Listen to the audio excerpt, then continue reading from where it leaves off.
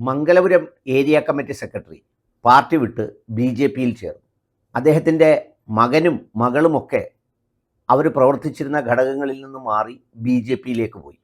അത് കുറച്ച് കോൺഗ്രസ്സുകാരും അത്തരം ആളുകളുമൊക്കെ ഇങ്ങനെ ചുവപ്പ് നരച്ചാൽ കാവിയാണെന്നും ഒക്കെ പറഞ്ഞ് അവരുടേതായ പ്രചരണങ്ങൾ നടത്തുന്നുണ്ട്. സ്വാഭാവികം. കാരണം മറിച്ച് ആരെങ്കിലും BJPയിൽ നിന്ന് അങ്ങോട്ടോ ഇങ്ങോട്ടോ പോകുമ്പോൾ അതിനേക്കാൾ ഗംഭീരമായി ആഘോഷിക്കുന്നവരാണ് പ്രിയപ്പെട്ട കമ്മ്യൂണിസ്റ്റ് സുഹൃത്തുക്കൾ. അപ്പോൾ അതുകൊണ്ട് അതൊക്കെ ഒരു രാഷ്ട്രീയ സംഗതിയായി കാണാം. പക്ഷേ എനിക്ക് ഈ വിഷയത്തിൽ ചില കാര്യങ്ങൾ എൻ്റെ പ്രിയപ്പെട്ട സഖാക്കളോട് പറയാനുണ്ട്. യഥാർത്ഥത്തിൽ അടിസ്ഥാന വർഗത്തിൽ ഇതിനു വേണ്ടി പാടുപെടുന്ന പ്രത്യയശാസ്ത്രപരമായ ഇഷ്ടം കൊണ്ട്, വല്ലാതെ വികാരം കൊണ്ട് ജീവിതം പോലും, അവരുടെ സ്വന്തം ജീവിതം പോലും മാറ്റിവെച്ച് പ്രവർത്തിക്കുന്നവരോടല്ല. ഇതിൻ്റെ ഗ്രൂപ്പ് മാനേജർമാരായും ക്യാമ്പ് മാനേജർമാരായും ഇതിൻ്റെ മുതലാളിമാരായും ഇതിൻ്റെ മുകൾ തട്ടിൽ നിൽക്കുന്ന കുറച്ച് ആളുകളോടാണ്. കാരണം ഈ പോയ ഏരിയ കമ്മിറ്റി സെക്രട്ടറിയുടെ പോക്ക് നിങ്ങൾക്കൊരു പാഠമാകണം. ഇതിൽ കുറച്ച് കാര്യങ്ങൾ പറയാനുണ്ട്. എന്തുകൊണ്ട് ഇത് പറയുന്നു എന്ന് ചോദിച്ചാൽ, ഈ ഒരുപാട് അടിസ്ഥാന വർഗത്തിലെ മനുഷ്യരുടെ ആവശ്യങ്ങളോട് ചരിത്രപരമായ ദൗത്യം നിർവഹിച്ച കമ്മ്യൂണിസ്റ്റ് പാർട്ടി ഇല്ലാതായി. അതിനു പകരം ഒരു വർഗീയ ശക്തി അല്ല ഇവിടെ ഉണ്ടാകേണ്ടത്. അഭിപ്രായ വ്യത്യാസങ്ങളെല്ലാം ഉള്ളതിനോടുകൂടി തന്നെ ഇതിവിടെ നിലനിൽക്കുക തന്നെ വേണം. ആ ഇഷ്ടത്തോടെയാണ് പറയുന്നത്. അപ്പോൾ ഒരാളിങ്ങോട്ട് വരുമ്പോഴത്തേക്ക് ഇയാളുടെ ഈ സമ്പത്തും മറ്റേതും എല്ലാം കണ്ട് ഇയാൾ വലിയൊരു പ്രമാണിയായി അംഗീകരിച്ച്, പിന്നെ ജില്ലാതലത്തിലെ ചില നേതാക്കൾ ആ വീട്ടിലെ സ്ഥിരം സന്ദർശകരായി, അവർ പിന്നെ സ്വന്തക്കാരായി, വേണ്ടപ്പെട്ടവരായി, വളരെ പെട്ടെന്ന് LC സെക്രട്ടറി ആവുന്നു, വളരെ പെട്ടെന്ന് ഏരിയ കമ്മിറ്റി സെക്രട്ടറി ആവുന്നു, ഒക്കെയാണ് ആവുന്നത്. ഇവരെന്താണ് ഇങ്ങനെ ആയതെന്ന് ചോദിച്ചാൽ, ഇവർ നാട്ടിൽ വരുമ്പോൾ ഇവർക്കുള്ള ഈ സ്വത്തെല്ലാം സംരക്ഷിക്കപ്പെടണം. സാധാരണ പല അനീതികളും ചോദ്യം ചെയ്യുന്നത് കമ്മ്യൂണിസ്റ്റുകാരാണ്. പലയിടങ്ങളിലും അഭിപ്രായ വ്യത്യാസങ്ങളൊക്കെ ഉണ്ടാവും, കമ്മ്യൂണിസ്റ്റ് ധാർഷ്ട്യമൊക്കെ ഉണ്ടാവും. എങ്കിൽ പോലും അവരാണ് ചോദ്യം ചെയ്യുന്നത്. നിലനികത്തിയാൽ എതിർക്കും, ചില കാര്യങ്ങളിൽ എതിർക്കും, അവർ പറയുന്ന ചില കാര്യങ്ങൾ അതുപോലെ ചെയ്തില്ലെങ്കിൽ, അവരുടെ 5-6 പണിക്കാരെ നിർത്തിയില്ലെങ്കിൽ എതിർക്കും.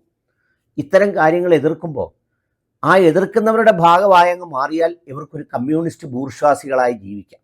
അതിനാണ് ഇവർ കമ്മ്യൂണിസ്റ്റ് പാർട്ടിയിൽ ചേരുന്നത്. മംഗലപുരത്തെ ആ ട്രാക്കൊക്കെ എടുത്ത് പരിശോധിച്ചാൽ അതിനോട് ചേർന്ന് വരുമെന്നുള്ള കാര്യത്തിൽ എനിക്കൊരു സംശയമില്ല. അവിടെ ഇവർ വരുമ്പോഴത്തേക്ക് ജില്ലാ നേതാക്കൾ വീട്ടിൽ പോകുന്നു, പെട്ടെന്ന് ലോക്കൽ കമ്മിറ്റി സെക്രട്ടറി ആവുന്നു, പെട്ടെന്ന് ഏരിയ കമ്മിറ്റി സെക്രട്ടറി ആവുന്നു, പിന്നെ അവരങ്ങ് പ്രമാണിയാവുന്നു. അല്ലെങ്കിൽ ഒരാളിനെ ഒരു ഘടകത്തിൽ നിന്ന് മാറ്റിയാൽ ആ നിമിഷം തന്നെ ഓടിപ്പോയി BJPയിൽ ചേരുക എന്ന് പറഞ്ഞാൽ അതിൻ്റെ അർത്ഥം എന്താ? അതിൻ്റെ അർത്ഥം വേറൊന്നുമല്ല, പിന്നീട് പുള്ളിക്ക് സംരക്ഷണം വേണ്ടത്, സംരക്ഷിക്കാൻ കഴിയുന്നത് അവർക്കാണ്. കോൺഗ്രസിനെ സംബന്ധിച്ചിടത്തോളം അങ്ങനെയൊന്നും പാർട്ടി ചേരണമെന്നൊന്നുമില്ല. കോൺഗ്രസ്സുകാരുടെ സംരക്ഷണം കിട്ടണമെങ്കിൽ ഏതെങ്കിലും ഒരു കൊച്ചാപ്പായോ അപ്പച്ചയോപ്പായോ വല്യച്ഛനോ അല്ലെങ്കിൽ മുത്തച്ഛനോ അല്ലെങ്കിൽ പെങ്ങളെ കെട്ടിയ അളിയനോ ആരെങ്കിലും കോൺഗ്രസ്സുകാരായിരുന്നാൽ മതി, അവരങ്ങ് എടുത്തുകൊണ്ട് ഇറങ്ങിക്കോളും. അപ്പം നിൽക്കേണ്ടത് കമ്മ്യൂണിസ്റ്റ് പാർട്ടിയിലാണ്. അങ്ങനെ നിന്നാൽ സർവസ്വവും സുഖമാണ്. നമ്മുടെ തൊഴിൽ സ്ഥാപനങ്ങളിലൊക്കെ പലയിടങ്ങളിലും അങ്ങനെ കാണുന്നുണ്ട്. നാട്ടിൽ വലിയ കോൺഗ്രസ്സുകാരാണ്, ഒക്കെയാണ്. അവർ ഇനിയും മാറാൻ തയ്യാറാണ് ഭരണം വന്നാൽ. അതിനവരൊരു കൊച്ചാപ്പായെയും അല്ലെങ്കിൽ ഒരു മാമായെയും മൂത്താപ്പായൊക്കെ കണ്ടുവച്ചിട്ടുണ്ട്. ഇപ്പോൾ അങ്ങ് കമ്മ്യൂണിസ്റ്റ് പാർട്ടിക്കാരാണ്. ഇവരെന്തിനാണ് കമ്മ്യൂണിസ്റ്റ് പാർട്ടി നിൽക്കുന്നത്? ഇവരുടെ ആവശ്യങ്ങൾ നടത്താൻ വേണ്ടി മാത്രമാണ്, അല്ലാതെ പ്രത്യയശാസ്ത്രപരമായി യാതൊരു ബന്ധവുമില്ല.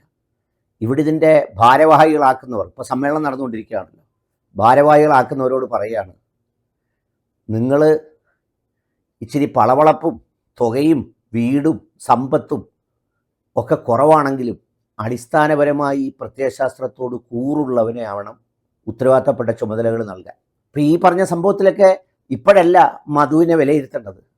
ഈ മധുവിനെ ഇങ്ങനെ മധു ആക്കി വളർത്തുന്നതിൽ കടകംപള്ളി സുരേന്ദ്രനും ഇപ്പോഴത്തെ എതിർക്കുന്ന ജില്ലാ സെക്രട്ടറി ജോയിക്കും ഒക്കെ പങ്കുണ്ടായിരുന്നു എന്നാണ് പറയുന്നത്. എനിക്കതിൻ്റെ വിശദാംശങ്ങളൊന്നും അറിയില്ല. ഏത് പാർട്ടിയിലായാലും, ഞാൻ ആ പാർട്ടിയിൽ നിന്നല്ല, BJPയിലേക്ക് നോക്കൂ, അതിൽ പ്രത്യയശാസ്ത്രപരമായി ഉറച്ചു നിന്നവർ നിശബ്ദമായി അവിടെ നിൽക്കുന്നുണ്ട്. കോൺഗ്രസ്സിലേക്ക് നോക്കൂ, ഒന്നും കിട്ടിയില്ലെങ്കിലും കോൺഗ്രസ്സുകാരായി തന്നെ നിൽക്കുന്നവരുണ്ട്. ഒരു VC കബീർ ഉണ്ടല്ലോ, VC കബീർ MLA ആയിരുന്ന, മന്ത്രിയായിരുന്ന അദ്ദേഹം ഒടുവിൽ എന്തിനാ അദ്ദേഹം കോൺഗ്രസ്സിൽ വന്നതെന്ന് ചോദിച്ചാൽ അതിൻ്റെ ഉത്തരം എനിക്കും അത്ഭുതമാണ്. ഈ ഒരു മണ്ടത്തരം ആര് കാണിക്കുമെന്ന്. കോൺഗ്രസ്സിൽ നിന്നായിരുന്നെങ്കിൽ എന്നും പുള്ളിക്ക് അവിടെ നിന്ന് ജയിക്കായിരുന്നു. അപ്പോൾ പുള്ളി പറഞ്ഞതെന്താ അറിയോ? പുള്ളിയുടെ ശരീരത്ത് ഒരു കോൺഗ്രസ് പതാക വീഴണം, അത് ആഗ്രഹിച്ചാണ് വന്നതെന്ന് പറഞ്ഞു. ഞാൻ പറഞ്ഞ അങ്ങനെ ആഗ്രഹിക്കുന്ന സഖാക്കളെ, കോമ്രേഡ്സിനെ, കേഡറുകളെ, അവരെയാണ് നിങ്ങൾ സംരക്ഷിക്കേണ്ടത്. അല്ലാതെ മുതലാളിമാരുടെ ആളായിട്ട് കാര്യമില്ല. കമ്മ്യൂണിസ്റ്റ് പാർട്ടിക്ക് കഴിഞ്ഞ ഒരു 10-15 വർഷം കൊണ്ട് ഉണ്ടായിരിക്കുന്നത് കുറേ മുതലാളിമാരുടെ സ്പോൺസർമാരായി കമ്മ്യൂണിസ്റ്റ് പാർട്ടി മാറി. ഈ മുതലാളിമാർക്കൊന്നും കമ്മ്യൂണിസത്തോട് മാത്രമല്ല, അവരവരുടെ ലാഭത്തിന് ഏത് സംഗതികളോട് യോജിക്കാൻ തയ്യാറാണ്. അത്തരം കുറേ മുതലാളിമാർ എങ്ങനെയായി? പാർട്ടിയിലായി, പദവിയിലായി, ഒക്കെയായി. എനിക്കറിയാവുന്ന ഒരാൾ പാർട്ടിയുടെ ഏരിയ കമ്മിറ്റി സെക്രട്ടറിയൊക്കെ ആയിരുന്ന ഒരാളാണ്. പുള്ളി ആ പാർട്ടിയിൽപ്പെട്ട ആളുകളെ അല്ലാത്തവരെ എല്ലാം ഫോണിൽ വിളിച്ച് തിരുവനന്തപുരം വരെ പോകുന്നു. എൻ്റെ ഫോണിലേക്ക് 500 രൂപ ഇടുവോ, 1000 രൂപ ഇടുവോ, ആരെങ്കിലും പോക്കറ്റിൽ കാശ് കൈവച്ചുകൊണ്ട് നിന്നാൽ കൈയിട്ടങ്ങെടുക്കും. ഇതൊക്കെ സഖാക്കൾക്ക് പറഞ്ഞിട്ടുള്ളതാണോ? അല്ലെങ്കിൽ പൊതുരംഗത്ത് നിൽക്കുന്നവർക്ക് പറഞ്ഞിട്ടുള്ളതാണോ? നമ്മൾ പണ്ട് പറയും ഇതിനൊക്കെ നടപടി ഉണ്ടാകുന്നത് വേഗത്തിൽ കമ്മ്യൂണിസ്റ്റ് പാർട്ടിയിലാണ്. പക്ഷെ ഇപ്പോൾ അങ്ങനെയല്ല. എല്ലാവരും ഇത് അറിഞ്ഞുകൊണ്ട് എല്ലാവർക്കും അറിയാം ഇത് ആരാന്ന്. ഒരു മുനിസിപ്പൽ സെക്രട്ടറി എന്നോട് പറഞ്ഞതാ, ഈ കാശൊന്ന് കൈവച്ചോണ്ടേ കളിയാ, എന്താ ആ ലങ്ങേര് എന്നെ വിളിക്കുന്നത്, ഞാൻ അങ്ങോട്ട് പോവുക, പോക്കറ്റിൽ ഇരുന്നാൽ കൈയിട്ടങ്ങെടുക്കും.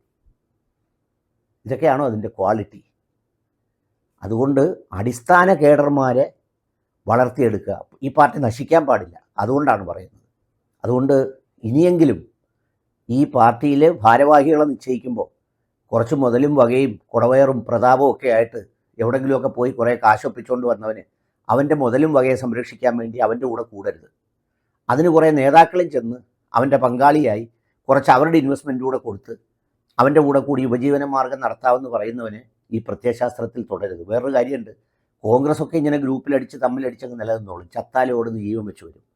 കമ്മ്യൂണിസ്റ്റ് പാർട്ടിയുടെ ആ പ്രത്യയശാസ്ത്രപരമായ വ്യതിയാനം അവർ തകർത്ത് കളയും. അങ്ങനെ ഇല്ലാതാവരുതെന്ന് ആഗ്രഹിച്ചാണ് ഞാൻ ഇത്രയും പറഞ്ഞത്.